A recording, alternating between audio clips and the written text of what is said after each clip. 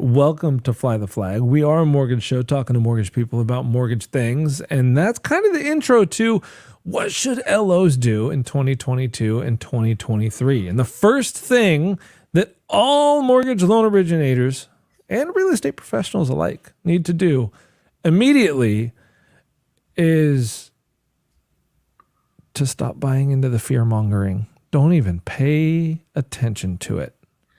The doom and gloom headlines that are circulated ad nauseum are circulated for clicks and nothing else. And ratings.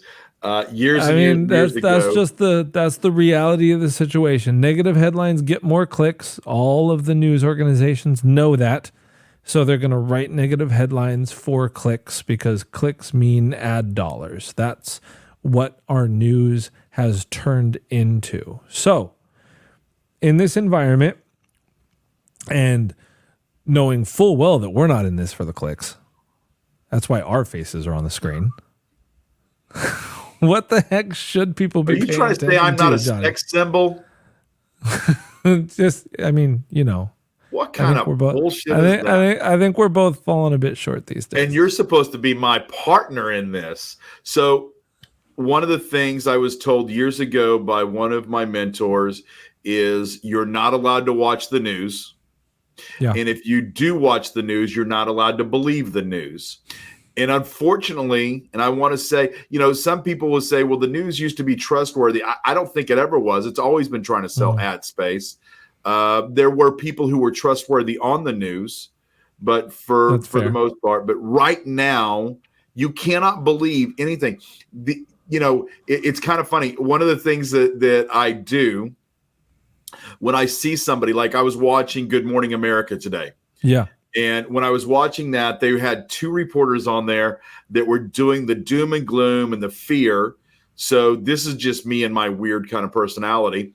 I go to the Googler and I type in, is blah, blah, blah, a homeowner? And the cool thing about the Googler is you can find anything you want. And not only does it show you that they're a homeowner, it shows you where they live. It tells you where they, all of these things. So these. So do you remember who blah, blah, blah was?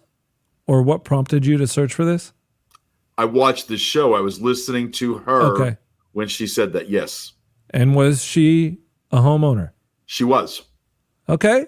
She was. Now, what's even funny, because it's in New York, she lives in Connecticut, where it is much cheaper than living in Manhattan, where her job is every day. Gotcha. So that's one of the things. So you're not allowed to watch the news. And if you do watch the news, you're not allowed to believe it. One of the things, do some research for yourself. And people say that all the time, especially like on social media. Did you look at that up yourself? Did you check it yourself? Did you see if it's accurate? Things like that.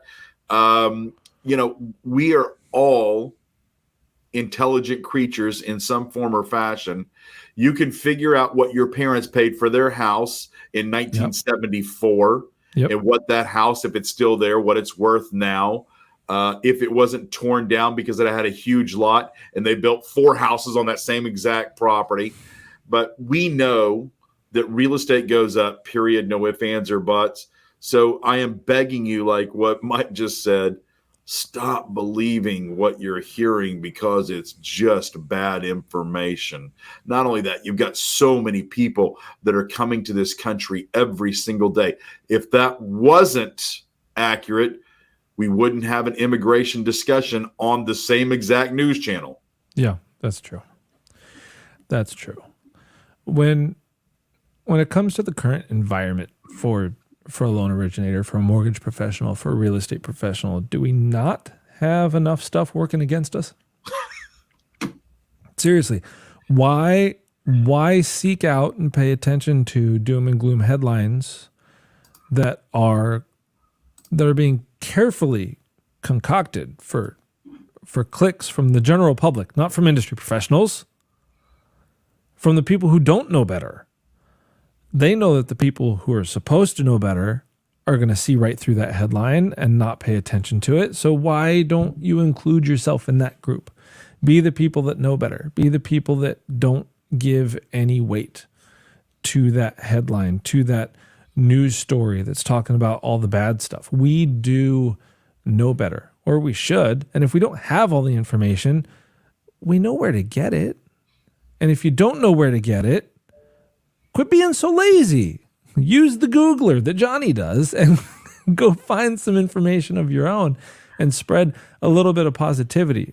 This might be something that it's something I'm passionate about. I always try to keep it in the front of my mind when it comes to content creation and putting out news and information about the industry and things like that. We're here for the homeowners. We're here for the home buyers. The vast majority of homeowners and home buyers have their home, or will have their home, as the single largest and most important investment of their entire life. There are very few, even if you know people who are very well off and you run in those circles, hey man, that's awesome. And I love networking with successful people. So I know a bunch of them too, but don't let it be lost on you that for the vast majority of Americans who end up being homeowners, that home is the largest wealth building tool that they will ever have access to. It's the largest investment that they're ever going to make. So anytime they're working with you, the mortgage professional, they're working on leveraging their most important investment of their lives. You think that's not stressful a bit? Just a bit. Let's have some empathy for our buyers. Let's have some empathy for our homeowners and everybody who we work with, and put some positivity and some encouragement out into the ether for them, because especially at a time right now, it's not easy to come by. So if we can create more sources for that, the good will be paid back. But the positive is what the actual truth is. You're right. That's what I get a kick out of. The truth is what the actual positive is. It is not this fear-mongering thing. It is what the actual truth is. Home values are going to rise. Period. You don't have a choice. Home values are going to rise. Rates are a huge talking point right now because it's really easy to sound negative. Rates mean absolutely nothing almost. And rates are a huge talking point for industry professionals because, let's face it, there's a ton of originators out there who want to look for excuses for why they're not doing a bunch of business right now. I'm sorry that you can't roll out of bed and fall into a pile of refis anymore. Sorry. It's cyclical. That's how the business goes. But did you know that those high rates are also why you can buy a house for tens of thousands of dollars less than you would have been able to buy it for 6 months ago? Who's out there talking about that? Yep. Who's out there educating borrowers, educating prospective home buyers about how home prices in their area are now coming down to a fair market value? Home purchase transactions in their area are now able to be done, God forbid, with a home inspection and an appraisal. Home sellers in their area are now open to offering credits towards closing costs. Which is normal in a normal market. 100%. But things are normalizing. Yes. And people aren't talking about all the benefits. I'm glad you said that. You know, people aren't talking about all the benefits that come with normalization. And unfortunately, rates went up higher than a lot of people expected, quicker than a lot of people expected them to. So a lot of this normalization has kind of been forced. And that's not always the most pain-free way to go about it, but it is happening. And it is a normalization cycle. It's not a flip upside down and everything's on its head and we don't know what to do, because there's still supply issues. There's still more demand than there is supply in real estate. So it's not like we're seeing values tank because affordability has been negatively affected. And now we're getting the resurgence of products and options like 2-1 buy downs and adjustable rate mortgages that have fallen out of grace for the last decade. Now those are kind of coming in to fill the gaps and help affordability along so those negative effects are minimized, at least temporarily. Agree 100%. There's no ifs, ands, or buts. Let's hit on three things. Each one of us hit on three things what LOs should be doing at the end of 2022 going into 2023. So for me, number one, they should be communicating. Whether it's video, whether it's social media, whether it's face-to-face, they should be communicating. Subchapter off of that, with their referral partners, with the public, with everyone in their audience. Number two, they should be educating themselves on the products that we have to buy down, whatever it may be. Number three, they should be following something or someone to help them when they get into this new market that we're going to be in, when some of us, not all of us, but some of us think that we're going to see interest rates drop. I think that we are going to see refinances make a surge. Matter of fact, the refi people are already getting ready for this. The ones that get in and out of the business, they're already getting ready for this. So if you're not talking to your customer, point number one, communicating, somebody else is going to be if they already aren't very shortly. But you've got to be prepared. And yes, if last year you were doing 30 loans a month and now you're doing 5 loans a month, you have the time to prepare because it's getting ready. One of the things that I absolutely adore about where we're at is the fact that the people that are in charge are preparing for the next business cycle, the next group of loan officers, the next group of employees, and the business cycle following that. So give me some of yours. What are your bullet points? What should LOs be doing? I'm going to piggyback on a couple of yours, but I'm going to take it a little deeper. The first one, you say that people should be communicating. I agree. I think people should be communicating in a very specific way. They should be not building their expertise, but exercising the way that they communicate their expertise on platforms that they don't already do it on. Okay. I think everybody should pick one platform that they're not active on and get active on it. Okay. I like that. I know a lot of professionals are active on LinkedIn. I'm going to tell you something. That's a comfort zone. You got to get out of LinkedIn. LinkedIn is great for B2B communication because we're talking to our own people. It's really comfortable when we're talking to our own people. So if you do a bunch of stuff on LinkedIn, start doing a bunch of stuff on Instagram. If you're already familiar with Instagram, do it on YouTube. If you're already familiar with YouTube, do it on TikTok. And don't laugh at me because I said that. Because just like every single platform in history, TikTok is doing nothing but getting older, the viewership that is, every single day. Every day. Nope. TikTok is, I teach this all over the country, and every single one of those have their own space. They have their own audience. You need to know who the audience is. But the answer is yes, you need to be on it. 100%. So my number one is pick a platform you're not currently active on and get active on it because business is down, so you probably have the time to do so. But number Mike, it's too hard to learn a new system. Number two, you say educate yourself. I'm going to go real specific here and say educate yourself and learn the tech that you have available to you. Leverage your technology so you can be more effectively doing what it is that you're good at. You're probably not great at typing up a bunch of emails and sending them to people. You're probably not great at prospecting and setting up email campaigns. You're probably great with personal communication, possibly face-to-face conversations, different things like that. Whatever it is that you're great at, get great at it. And all of those kind of monotonous, busy work type of tasks that you're stuck doing every day, I bet you there's a piece of technology available to you that can handle that for you with the correct setup. So learn your tech, utilize it, and you will be a more effective you.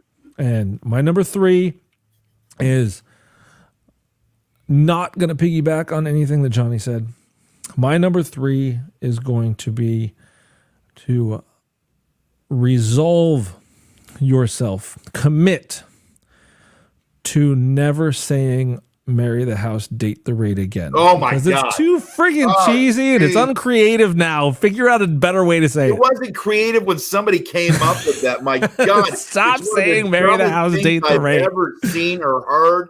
I thank whoever it is that you pray to, I thank them that only 5% of the world got hooked on that one and was doing it.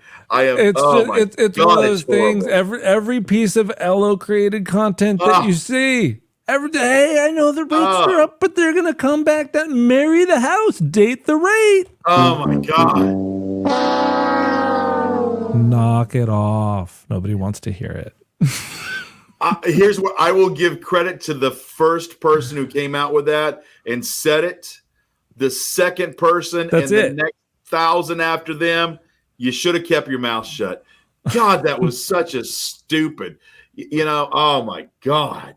So here's the thing. I ended up putting this in a recent short form video that I recorded, is that you do hear a lot of people say marry the house, date the rate. I was talking about 2-1 buy downs, and we just did a whole episode on it. A 2-1 buy down is a tool to make that dateable rate look like the marrying kind. So maybe you don't have to wait as long as you thought to get somebody a super attractive rate. There's definitely tools out there. Learn your fringe tools.